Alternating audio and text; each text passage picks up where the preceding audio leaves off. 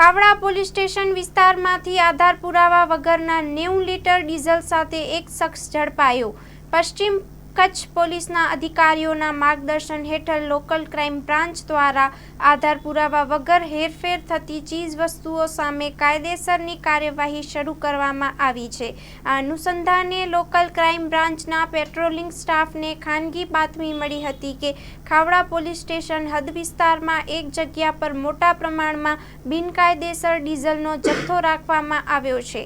તાત્કાલિક કાર્યવાહી કરતા પોલીસને શંકાસ્પદ પરિસરમાંથી 90 લીટરથી ડીઝલ મળી આવ્યું હતું। જ્યારે આ ડીઝલના માલિક પાસેથી બિલ કે કોઈ આધાર પુરાવા માંગવામાં આવ્યા ત્યારે પુરાવા રજૂ કરવામાં નિષ્ફળ રહ્યો, જેના આધારે આ મુદ્દામાલ કબજે લઈ શખ્સને અટક કરી ખાવડા પોલીસ સ્ટેશનના હવાલે કરવામાં આવ્યો છે। કબજે કરાયેલ મુદ્દામાલ 90 લીટર ડીઝલ, જેની કિંમત આશરે 7200। Story report by Kiran Gori, Bhuj.